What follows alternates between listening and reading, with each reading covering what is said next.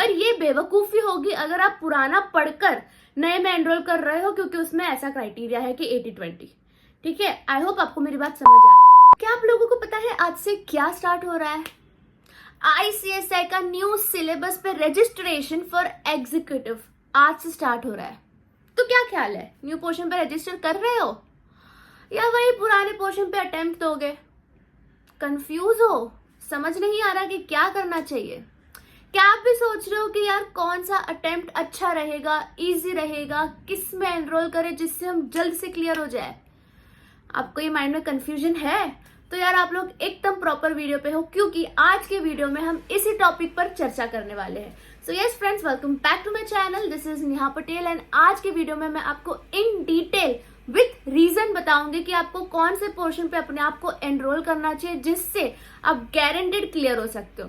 So without wasting any time, let's get started. सबसे पहले तो गाइज मैं आपको बता दूं कि आईसीएसआई ने कुछ टाइमलाइंस क्रिएट कर रखे हैं ये न्यू पोर्शन और ओल्ड पोर्शन को लेके, जो आपके लिए जानना बहुत ज्यादा जरूरी है। जैसे कि आईसीएसआई का एग्जीक्यूटिव का न्यू पोर्शन रजिस्ट्रेशन स्टार्ट हो गया था 1 फेब से, और प्रोफेशनल का न्यू पोर्शन रजिस्ट्रेशन स्टार्ट होगा 1 अगस्त से।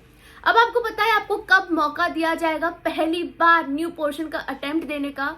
So first attempt of executive will held in December 24.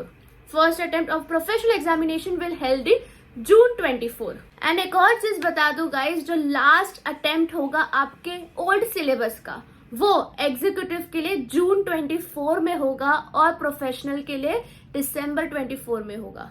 तो अगर इस सबको मैं शॉर्टकट में एनालाइज करूं तो आपके पास करीब करीब 4-5 अटेम्प्ट है पुराने सिलेबस के लिए। इतना काफी है, पर क्या पुराने सिलेबस के साथ ही कंटिन्यू करना चाहिए या नया पोर्शन की तरफ भी हमें ध्यान देना चाहिए? ठीक है, ये जो नया पोर्शन है आईसीएसआई का, उसके ऊपर मैंने एक डिटेल वीडियो बनाई हुई है जिसमें मैंने आपको सब कुछ बताया हुआ है वो न्यू पोर्शन को लेके, जिसका वीडियो मैं यहाँ पे अटैच कर रही हूँ। अगर आपको इन डिटेल देखना हो तो आप यहाँ पे क्लिक करके देख सकते हैं। पर आज की वीडियो में मैं आपको बताऊंगी कि ये जो नया पोर्शन है उसके क्या फायदे हैं और क्या ड्रॉबैक्स है, ताकि आपको क्लियरली समझ में आए कि कौन सा पोर्शन पे एनरोल करना चाहिए। देखो, ये जो न्यू पोर्शन है ना, इसका एक बढ़िया बात तो है कि यार इन्होंने सारे सब्जेक्ट्स को ना, एग्जीक्यूटिव की बात कर रही हूँ, ठीक है, मैं सारे सब्जेक्ट्स को ना इन्होंने 80-20 में डिवाइड कर रखा है। 20% आपको ऑब्जेक्टिव आएगा और 80% आपका डिस्क्रिप्टिव होगा, है ना? बहुत अच्छी बात ना। ऑब्जेक्टिव 20% में आपको एमसीक्यू आ सकता है, मैच द कॉलम आ सकता है, फिलिंग द ब्लैंक्स आ सकता है, कुछ भी आ सकता है।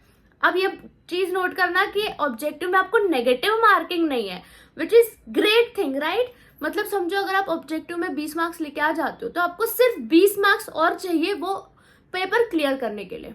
और अगर मैं ओल्ड सिलेबस की बात करूं तो 40 के 40 आपको लाने पड़ेंगे, क्योंकि 100% राइटिंग होता था कोई कोई पेपर्स।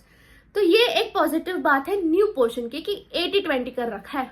और एग्जीक्यूटिव में पहले 8 सब्जेक्ट थे, अभी 7 सब्जेक्ट कर लिए हैं न्यू पोर्शन में।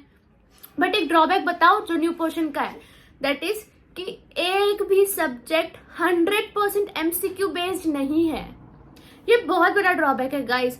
जब पता है मैं एग्जीक्यूटिव में थी मुझे लगता था यार हम लोगों का एमसीक्यू क्यों है, नेगेटिव मार्किंग है, ये तो अच्छी बात नहीं है, इससे अच्छा डिस्क्रिप्टिव होता, कुछ ना कुछ लिख के मार्क्स तो लेके आ जाते। पर जब मैं एमसीक्यू पेपर देने गई तब मुझे रियलाइज हुआ नहीं यार, बढ़िया है, एमसीक्यू होना चाहिए। एटलीस्ट 2-3 पेपर तो एमसीक्यू हुए, बहुत अच्छा हुआ। तो ये एक थोड़ा सा ड्रॉबैक रह गया आपके नए पोर्शन में कि आपको ना एमसीक्यू कोई भी सब्जेक्ट में नहीं मिलेगा 100%, ठीक है? बट इसको कंपेंसेट करने के लिए 80-20% तो आईसीएसआई ने किया हुआ है। तो अब सवाल उठता है क्या करें? देखो, मैं आपको एक सजेशन देती हूँ। अगर आप पुराने पोर्शन में अपने आप को एनरोल कर चुके हो और आप लोग अभी अटेम्प्ट दे चुके हो पुराने पोर्शन में, आप लोग दूसरी तीसरी बार अटेम्प्ट दे रहे हो, तो पुराने पोर्शन के साथ ही कंटिन्यू कीजिए, क्योंकि आपको आइडिया आ चुका है पुराना पोर्शन कैसा होता है। आपने पढ़ाई कर ली है पुराने पोर्शन में, उसमें एमसीक्यूज होते हैं, तो आप उसी में एनरोल करो। पर अगर आप पहली बार न्यू पोर्शन देने जाओगे तो न्यू पोर्शन भी काफी अच्छा है। आप पहली बार पढ़ोगे न्यू पोर्शन तो वो बहुत ईजी है, उसमें भी पासिंग क्राइटेरिया काफी बढ़ा दिया गया है क्योंकि 20% ऑब्जेक्टिव कर दिया है। पर ये बेवकूफी होगी अगर आप पुराना पढ़कर नए में एनरोल कर रहे हो, क्योंकि उसमें ऐसा क्राइटेरिया है कि 80-20। ठीक है, आई होप आपको मेरी बात समझ आ रही है कि अगर आप ऑलरेडी पुराने पोर्शन में एनरोल करके पुराना पढ़ाई कर चुके हो तो नए सिलेबस की तरफ मत देखो, जो है पुराने में पढ़ते जाओ।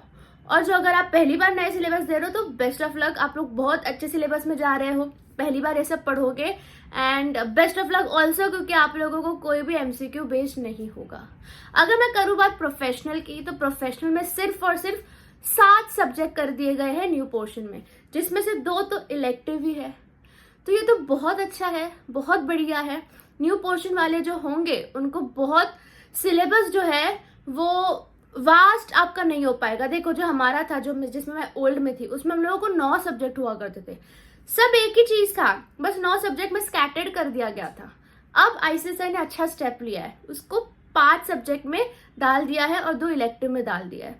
तो वो बहुत अच्छा स्टेप लिया आईसीएसआई ने। एंड प्रोफेशनल वालों को भी मैं यही सजेस्ट करूंगी, अगर आप लोग पुराने सब्जेक्ट में एनरोल कर चुके हो, पुराना सब्जेक्ट पढ़ रहे हो, तो नए की तरफ मत देखो और पुराने में पढ़ते चले जाओ। सो यस फ्रेंड्स, यही मेरा सजेशन था कि अगर आप लोग पहली बार ये अटेम्प्ट दे रहे हो तो बिल्कुल मत घबराना, क्योंकि ऐसा कहा जाता है जो पहला अटेम्प्ट होता है न्यू सिलेबस का वो हमेशा इजी होता है। तो जो पहली बार अगर आप दे रहे हो, पहली बार पढ़ाई करोगे तो बिल्कुल घबराने की बात नहीं है। और जो पुराने सिलेबस वाले बच्चे हैं, जो अटेम्प्ट दिए जा रहे हैं, उनको पुराने पोर्शन पे ही अटेम्प्ट देना चाहिए, क्योंकि उन लोगों की ऑलरेडी वैसी पढ़ाई हो चुकी है।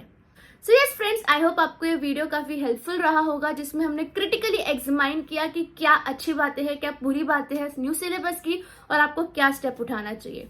आप अपना माइंड जरूर क्लियर कर लेना इस वीडियो के बाद कि आपको क्या करना है, एंड जोरों शोरों से पढ़ाई स्टार्ट कर देना। Yes friends, bye, best of luck, मिलते हैं दूसरे वीडियो में।